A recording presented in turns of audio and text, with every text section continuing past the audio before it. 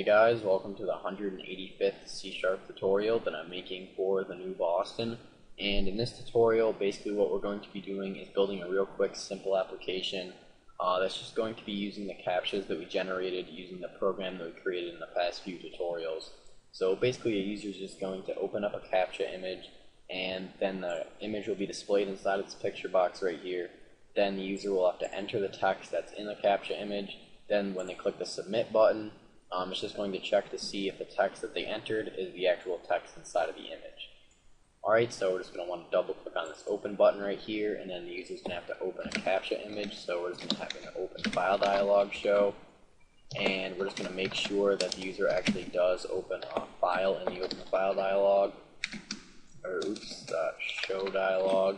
And alright, and if they actually do open Captcha image, we're just going to have picture box 1's image be the image that the user opens in the open file dialog. So the image location of the picture box will be the path to the image that the user opens. So just OFD dot file name right there.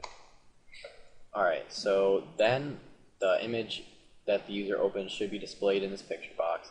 Then when the user clicks on the submit button, we're just going to want to make sure that the text that they enter is the actual text inside of the image.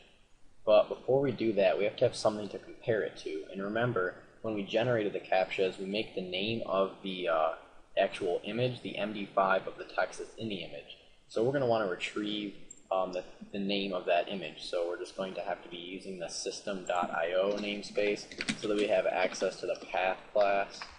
So we're going to say right here, string MD5 hashed name equals nothing, and then we're going to say MD5 hash name equals basically just the name of the file without the extension. So we're just going to use that method right here, and the path to the file will be the file that the user opens in the open file dialog. So this text right here should basically just get the MD5 of the text inside of the image. Alright, and then we're just going to want to compare that to the MD5 of the text that the user enters. So we're going to say MD5 crypto service provider right here, MD5 equals a new MD5 crypto service provider, and then we're just going to want to compare this string to the MD5 of the string that the user enters in this text box. So we're going to say string, I'll call it blah, equals MD5 dot compute hash, and remember we're going to have to convert this text inside of this text box into a byte array, and I'm just going to go ahead and copy that text up here, or this code right up here, so I don't have to redo it because I'm lazy. But anyways, so we're just going to do this code right here, and we're not going to do random string dot to character array. We want text box 1's, actually text box 2's text, I think, which would be this text box, yeah, text box 2. And alright, so this code, like I said, will just convert that string into a byte array. So we're just going to create a byte array called buffer, set it equal to a new byte array, and the length of this byte array will be the same length as text box 2's text. Alright, so now this will basically just turn the text inside of this text box into a byte array, and then we're just going to want to get the hash of that. So get the hash of that byte array that we created, which is called buffer, and then we just need to convert this MD5 into a string, since the MD5.compute hash method returns a byte array. So we're going to have to say bit converter dot to string, and then we're just going to want to replace all of the dashes with nothing. So dot replace all of the dashes with nothing. Okay, so now we're just going to want to say if blah doesn't equal MD5 hashed name, then we know that the captcha is wrong. So we're just going to get a message box saying, oops.